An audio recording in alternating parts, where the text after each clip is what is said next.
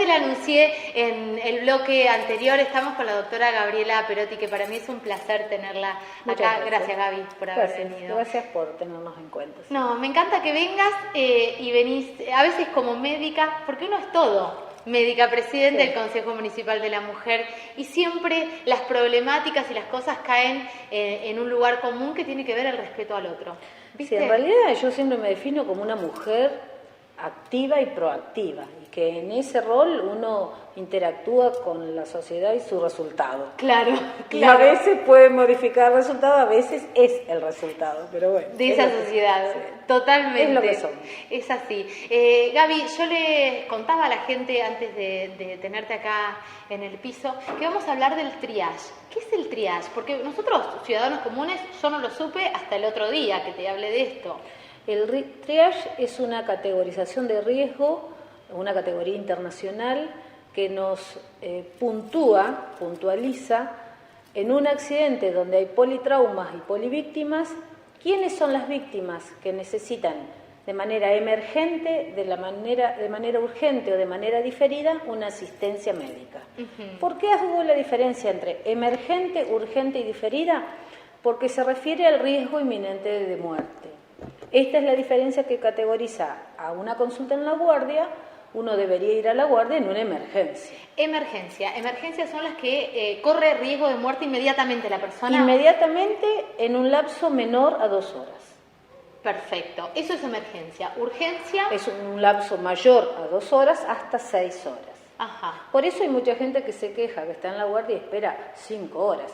Y no era urgente ni emergente. Era diferido. Era una consulta diferida. Las consultas diferidas son aquellas que nosotros podemos esperar a sacar un turno al otro día y poder ver al médico de cabecera o ir a los consultorios externos del hospital, por decirte algo. Por decirle, o a los centros de salud, o hacer una consulta personal de salud, porque en esto también tiene su peso el triage.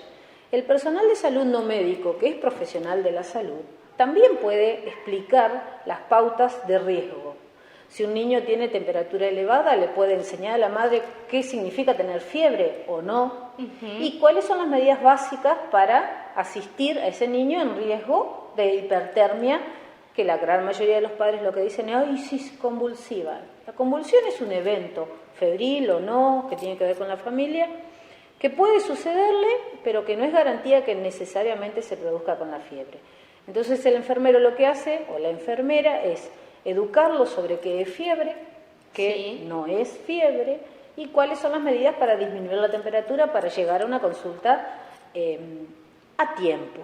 Y en esto, la anécdota personal, a mí me pasó, le pasó a mi tía, hace que se genere una suerte de demonización de la espera en las guardias, que en general genera un cuello de botella muy importante, porque mientras el equipo de emergencia está ocupado en desagotar la guardia, la verdadera emergencia constituye un riesgo de muerte, a veces múltiple, y estamos ocupados en desagotar la consulta banal cuando debemos estar ocupados en atender, salvar las vidas y evitar las consecuencias que la acción del trauma produjo. Entonces, ¿cuál es la maravilla, la facilidad del triage? Categorizar el tiempo de espera y el tiempo de atención. Y se caracteriza, se utiliza una categoría de colores. Se utiliza el rojo, el verde, el amarillo, el naranja y el negro. El negro significa estamos hasta las bolainas, que ya no hay que generar atención. Bueno, esos son los colores básicos del triage. En todos los lugares desarrollados del mundo médico se utilizan. Los utilizan no solo los médicos, sino todo lo que es equipo de salvataje, todo aquel equipo médico o paramédico entrenado en la técnica de la ATLS o la BTLS, que son las estrategias de atención inicial a polivíctimas, ¿no? Entonces, el triage no asusta, sino que educa. Y la gente tiene que educarse en el sentido de respaldar, resguardar y sobre todo valorar el equipo médico y el equipo de enfermeros que están en una guardia. ¿Existe el maltrato hacia el prestador de servicios de la salud, no? Yo estaba tratando de ver cuál era el mal contemporáneo. Creo que el mal contemporáneo hoy es la violencia, la respuesta desmedida frente a una situación. Cada día más el maltrato a servidores de salud se hace fuerte al extremo de que hoy ni siquiera se consiguen médicos para las guardias. No quieren hacer guardias. No quieren hacer guardias por el maltrato, por el acoso, por el móvil laboral y por esta situación de exposición frente no al sufriente, sino al pariente. Claro. Porque el sufriente no se queja, de hecho, reclama es la madre que asistencia. está con un ataque, es la o tía o es el hermano. O es la turba violenta del entorno de algunas pseudovíctimas que en general generan toda una movida violenta, desmedida, de destrozos cuasi vandálicos, como sucede en las guardias nuestras. Si ustedes van hoy a la guardia de entrada de emergencias del Hospital Sati, uno siente que entra a una prisión. Hay un portón blindado, porque lo han roto tantas veces que es injusto. Nosotros mismos como trabajadores de guardia ya no podemos dejar nuestros vehículos en la playa de estacionamiento muchas veces porque nos lo rayan, los abollan, se desquitan a patadas, cuando en realidad uno no puede interferir frente a la muerte como un hecho natural. Y la situación de accidentes o de emergencia real a veces va más allá de nuestro esfuerzo. Por supuesto, pero además, ¿qué vamos a dudar de la voluntad de un prestador de servicio de la salud, de un médico que quiera salvar la vida? Es como pero muy loco, ¿no? lo peor del caso es que el mismo vándalo que rompe a patadas una guardia no va a romper una comisaría, ni va a romper la puerta de un funcionario. Claro. O sea, sabe que somos vulnerables a la sensibilidad, porque de eso trabajamos en la sensibilidad, inmersos en el sentimiento que nos significa el dolor ajeno. Entonces, por eso también nos ataca. Y bueno, y nosotros antes no nos defendíamos de una manera tan ruda, tan fuerte como ahora, porque ahora sí empezamos a hacer demandas penales, acciones penales a todas las personas que nos agreden. A veces perdemos tiempo en nuestras guardias y no atendemos porque tenemos que estar declarando ante el juzgado, pero bueno, a esto nos llevó la respuesta violenta de la comunidad, que no es general. Son grupos de inadaptados que uno hasta los podría identificar. Gaby, para la comunidad en general, nosotros tenemos que saber que a una guardia vamos con un caso de emergencia o urgencia. Sí. Si tu nene hace 3 días que tiene fiebre, es porque puede esperar 4, digo. No, sobre todo, quizás el chico no puede esperar, pero reflexionemos sobre por qué esperaste vos 3 días en llevarlo. Claro. Hay muchas veces que a las 4 de la mañana llega un padre enojado porque el chico tiene fiebre y lo tiene que devolver a la madre, ¿y qué le va a decir la madre en esa situación? Pero hace 2 días que lo tiene y tiene fiebre. Claro, o sea, esa es la queja, la consulta o la indicación que nosotros tenemos. Es seguro que un niño genera una angustia, una ansiedad terrible frente al entorno familiar, pero ocúpense, no preocúpense. Ocúpense previamente de ese niño. No lleguen a las 3 de la mañana con una patología banal, que podría haber sido atendida tranquilamente, hasta con remedios espontáneos en la casa, una ducha, un baño térmico, un antitérmico, como cualquiera. Pero no que la excusa de la consulta a deshora, a destiempo o desmedida sea porque tiene que dar cuenta frente a terceros. Perfecto. Gaby, otro tema que yo quería tocar hoy, no importa que hagamos un bloque largo, pero es interesantísimo, y es un tema que a todas las que somos mamás de adolescentes nos importa. ¿Qué pasa con el rol del médico o pediatra, porque puede ser un médico clínico, con respecto a un adolescente y la sexualidad? Digo, aparece un adolescente por X motivo en tu consultorio con su papá porque se cayó, se quebró, por lo que fuere, ¿no? A tu consultorio no, digo a la guardia. ¿Tenés esa charla? A mi consultorio. Sí, o a tu consultorio, claro. Para tu consultorio, ¿tenés esa charla? Sí, en realidad muchas veces la consulta o la aproximación a la consulta de los padres es porque les preocupa la sexualidad de sus hijos. Ajá. Y en realidad, yo siempre digo, no nos debe preocupar la sexualidad del hijo, nos debe ocupar la sexualidad sana de nuestros hijos. Que se cuiden nuestros hijos. Que se cuiden nuestros hijos, pero que también vean en nosotros prácticas saludables y de autocuidado. Claro. ¿Cuándo un adolescente tiene que ir al médico por su sexualidad? Nunca. Claro. Excepto que esté expuesto al riesgo. Y ese riesgo lo tiene que visualizar la familia. Si el joven está en situación de consumo, y la situación de consumo socialmente permitido, como es el alcohol, el tabaco y las drogas de aparente tenencia legal, como pueden ser la marihuana, esa joven que pierde el control de su voluntad, está sujeta al riesgo. Claro. Y al estar sujeta al riesgo, está sujeta al riesgo de infecciones y de padecimientos vinculados al ejercicio de su sexualidad. Y lo que hoy no reconocemos y no trabajamos es algo que se dio de manera universal, para no usar la mala palabra que es natural, que de cada 5 minutos en la Argentina nace un niño, hijo de una mujer menor de 19 años. ¿En serio? ¿Ese es el dato? 9 de cada 12 nacimientos de mujeres menores de 19 años corresponden a niñas de 13 años. Esta erotización precoz, esta exposición a la práctica sexual, este descubrimiento erótico a edades inoportunas es lo que nos lleva a lamentar lo que mucha gente lamenta, que es el embarazo a edad inoportuna. Sí. Cuando el embarazo es el menor de los Sí, males. claro. Si uno Claro. analiza la abuela nuestra, ¿a qué edad tuvo nuestra mamá? La tuvo a los 15, capaz. Sí. 14, organizó Sí. su familia. O sea, no es que se inventó el embarazo adolescente en este momento. Lo que sí hay es una erotización precoz, una práctica sexual inoportuna. Yo comentaba fuera del aire que hoy hay niñas, y digo niñas porque son mujeres menores de 19 años, Sí. niñas que han iniciado su práctica sexual aún antes de la pubertad, Claro, yo aún no lo antes puedo creer. de la primera menstruación. Y jóvenes que están inducidos o coercionados a prácticas sexuales por mujeres, por niñas, quizás mayores que Mayores, ellos. por supuesto. Claro. Entonces esto es una condición de abuso.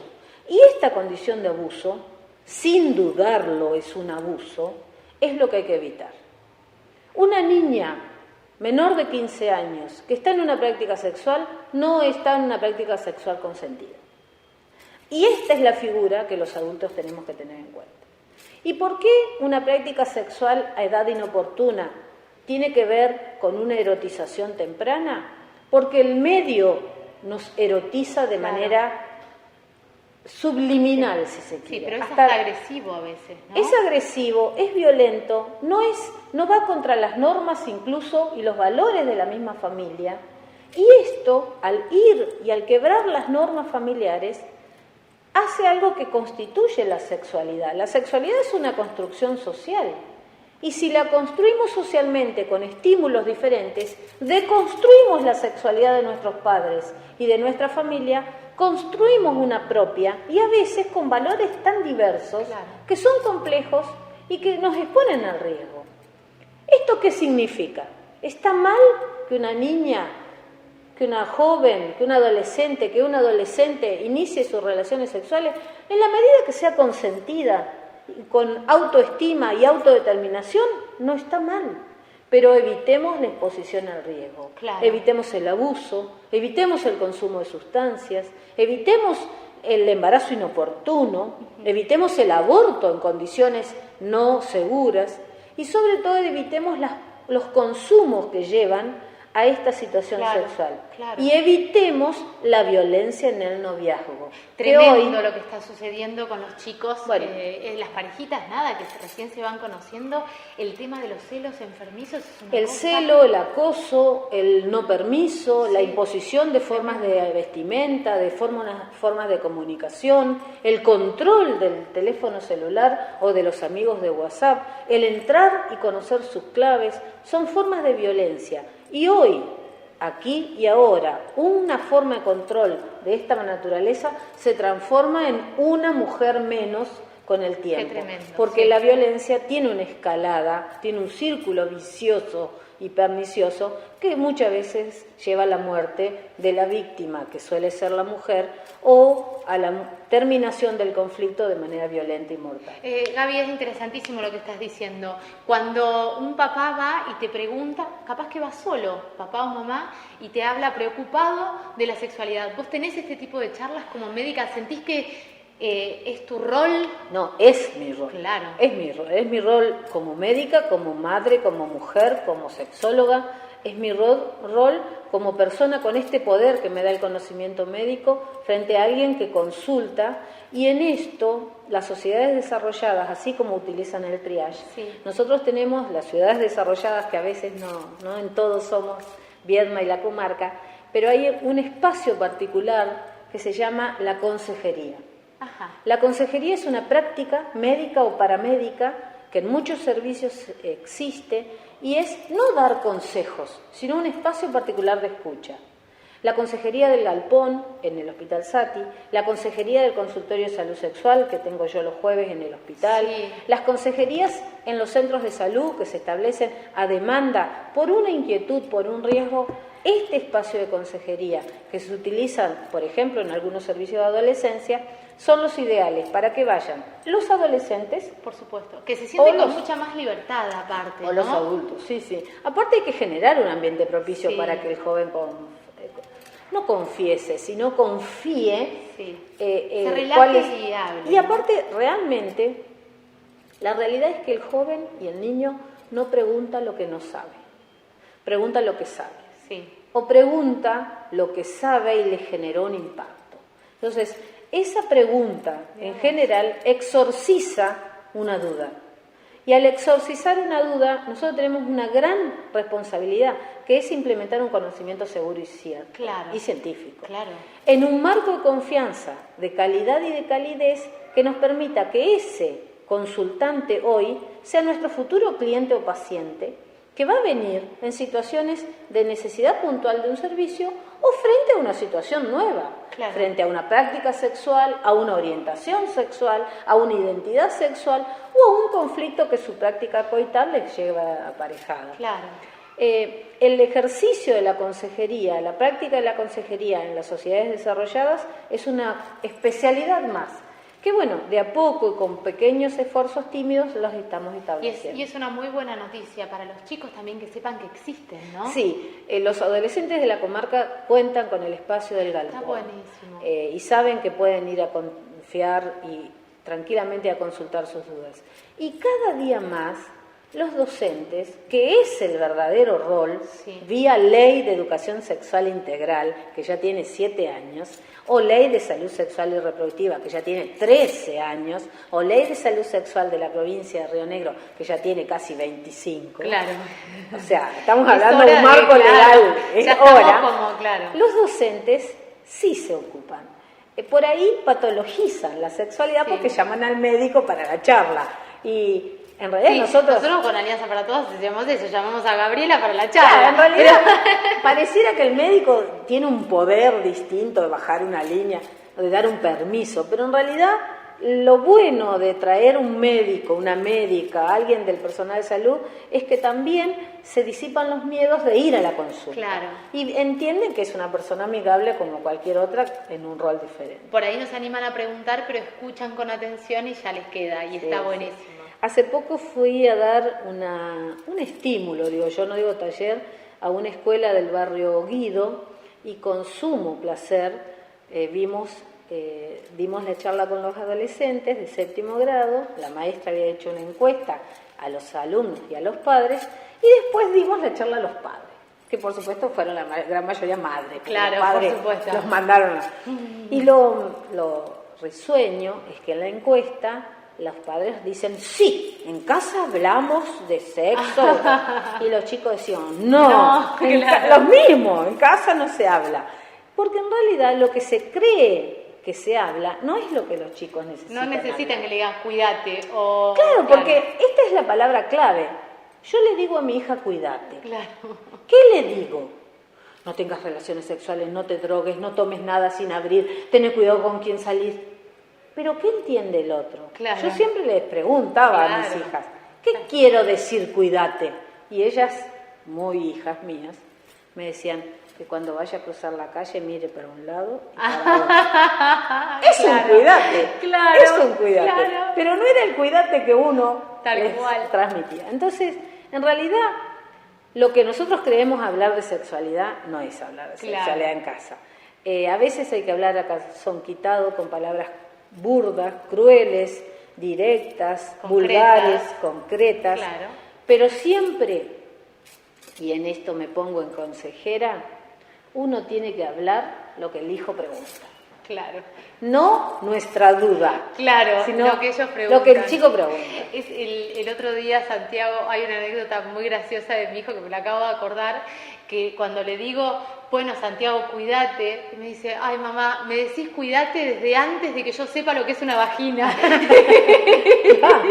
Claro, pero bueno, uno hace con las herramientas que tiene. Claro, que uno le pone una carga muy particular al cuidate, que el otro lo percibe como quiere. Por supuesto. Gaby, gracias por haber venido. No, gracias es a un vos. placer escucharte siempre y nada, este es tu espacio. Muchísimas gracias. Muchísimas gracias. La gente que quiera hacer alguna consulta con respecto al Consejo Municipal de la Mujer, que se acerque a las oficinas. Sí, Álvaro Barros 1508, todas las Perfecto. mañanas, pero sobre todo las mañanas de los martes, que es el día en que yo estoy junto con 3 consejeras más. Y cualquier tipo de consulta, acompañamiento o gestión, bueno, para eso estamos. Y a propósito del resultado electoral de la comarca y de una actividad reñida con una identidad que tuve, acompañamos a un grupo de mujeres en la ciudad de Carmen de Patagones del grupo del reciente electo Sara. Y yo realmente mucho no entendía en el momento que fui, y yo, así como me ven, así hablo, dije que no se trate de una reunión de esposas de políticos. Resultó que quien me había convocado era la esposa del intendente. De Sara. Pero con mucha tranquilidad y certeza, la señora y las presentes, que eran un grupo muy numeroso, se comprometieron a constituir el Consejo de la Mujer Maragata, al que nosotros realmente vamos a apoyar dentro de todo lo posible. Encanta. Así que, además de saludar a Sara y a su entorno familiar, que lo ha apoyado muchísimo, los desafío, los provoco. Les recuerdo que la mujer maragata no tiene un espacio de escucha o de consulta o de asesoría, y que sería realmente muy buena cosa que la nueva gestión trabaje en ello. Así que, sí, está buenísimo. Es una buena noticia, es muy piola la esposa de Sara, la ha acompañado al programa las veces que le he hecho notas y me cayó un 10. Y el grupo de mujeres que estaban con él, así que, bueno, el desafío es entender que el Consejo de la Mujer es un espacio de acompañamiento, de escucha, no solo de mujeres en situaciones de violencia, sino de mujeres en necesidad de escucha. Por supuesto. Y para eso estamos. Por supuesto. Le mando un beso grande, aprovecho que estás vos acá, a la pediatra de Santi, a Sandra Caterino, que es una genia, es la jefa de pediatría del Hospital de Patagones, que lucha todos los días, labura como una reina y te hace sentir bárbaro. La verdad es que es una genia. Un beso enorme a Sandrita. Gracias, Gaby. Muchas gracias. Nos vamos a un corte y enseguida volvemos.